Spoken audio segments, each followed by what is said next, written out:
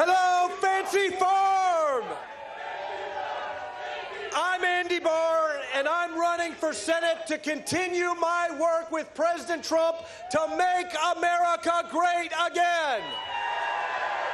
I'm a proud husband, busy father of Eleanor, Mary Clay, and Hale, an eighth-generation Kentuckian, grandson of two World War II veterans, and an America First fighter who has never wavered in the fight for limited government, free enterprise, and a strong national defense.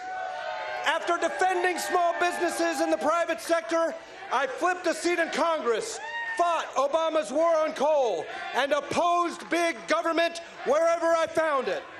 I led the fight in court during Trump's first term, defending his authority to build the wall. I authored major parts of bills that President Trump signed into law to roll back destructive regulations on the economy.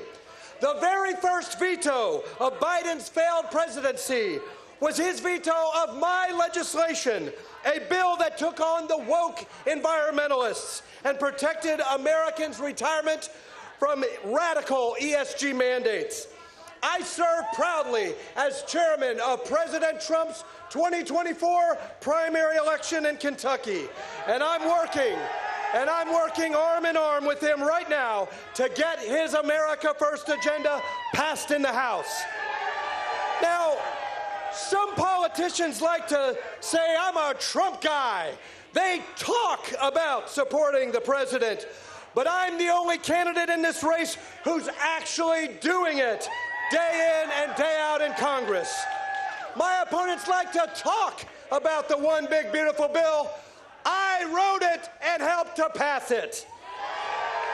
Think about it.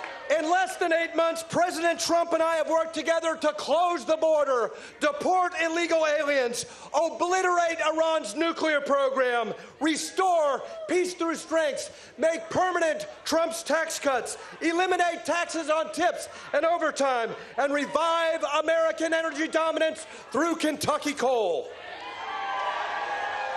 In the United States Senate, I'll continue to be the president's #1 ally. Now, I know our governor would hate to hear that. Too bad Andy Beshear couldn't be here today.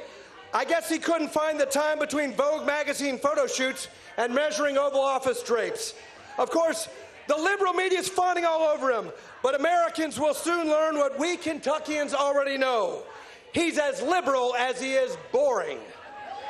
You know, I'd say anyone could beat this guy, but I wouldn't want to offend Daniel Cameron. Good to see you, Daniel. I think we're going to keep the tradition alive of Andy's beating Daniels. As Kentuckians, we're all profoundly grateful to people who take it upon themselves to right the wrongs of woke liberals, like the guy who had to reverse radical environmental commitments, eliminate racial DEI policies, and correct a bunch of bad decisions that led to financial ruin.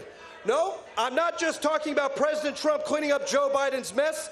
I'm talking about the guy who had to follow Nate Morris as CEO after he ran his green fantasy Rubicon into the ground and was pushed out of his own company. You know, Nate calls himself the trash man, but dumpster fire is more like it. We all know President Trump is on a winning streak and the left is losing big. Recently, the only people who have lost more than congressional Democrats, illegal immigrants, and the tyrants in Iran are Rubicon investors.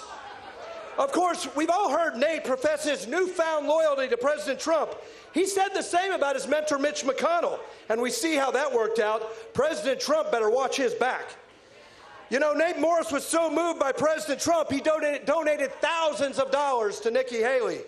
Nate was so incensed when Kamala's senior political advisor said Trump must be destroyed thoroughly that Nate put him on his board. Nate was so opposed to Black Lives Matter, he praised the actions of the rioters and called for all of us to support them.